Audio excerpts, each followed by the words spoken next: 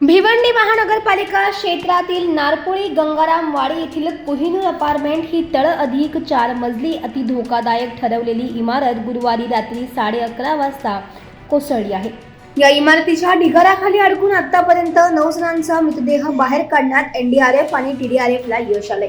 दरम्यान घटनेची माहिती मिळताच पालिका आपत्कालीन कक्ष अग्निशमन दलाचे जवान घटनास्थळी धावून आले, परंतु इमारतपर्यंत पोहोचण्यासाठी अरुंद रस्ता असल्या कारणाने बचाव सुरू करण्यात अडथळे येत होते। त्यानंतर रात्री 1 वाजता घटनास्थळी एनडीआरएफचे पथक दाखल झाले। इमारतीच्या सुरुवातीला असलेली एक जुनी चाळ जेसीबीच्या सहाय्याने तोडून काढल्यानंतर दुर्घटनाग्रस्त इमारतीपर्यंत यंत्रणा पोहोचली। त्यानंतर बचाव कार्य करण्यासाठी सुरुवात केली आहे।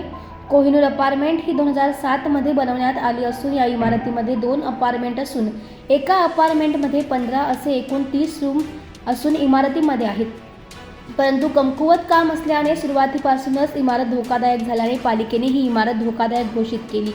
तर या इमारतीच्या एका विंगच्या तळमजल्यावर काही पिलर नादुरुस्त झाल्याने त्याची दुरुस्ती केली जात असल्याने सायंकाळी 6 वाजताच्या सुमारास इमारतीला तडे जाण्यास सुरुवात झाली होती।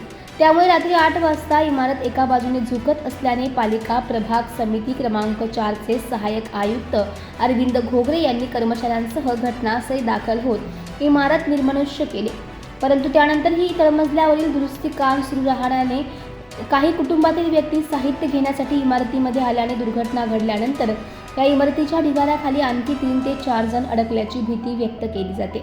इमारत पालिकेने धोकादायक ठरवल्याने रहिवाशांनी खाली केली होती, परंतु तळमजल्यावर सुरू असलेल्या दुरुस्ती कामामुळे ही दुर्घटना घडली असून यामध्ये सुरुवातीला 6-7 जण अडकल्याची भीती व्यक्त केली असून घटनास्थळी एनडीआरएफ, अग्निशमन दल, टीडीआरएफचे पथक मदत कार्य करत असल्याची माहिती आमदार महेश चौगुले यांनी दिली।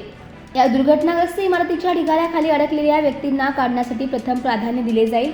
महानगरपालिकेची सर्व यंत्रणा कामाला लागली आहे।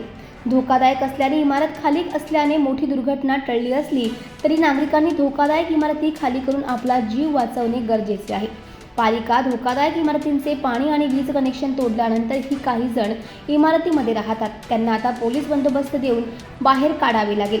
तर दुर्घटनाग्रस्त इमारतीमधील कुटुंबियांना नजीकच्या समाजगृह शाळांमधून तात्पुरती राहण्याची व्यवस्था केली असल्याची माहिती महापौर यांनी दिली। आतापर्यंत 9 जणांचा मृतदेह बाहेर काढण्यात एनडीआरएफ आणि टीडीआरएफला यश आले।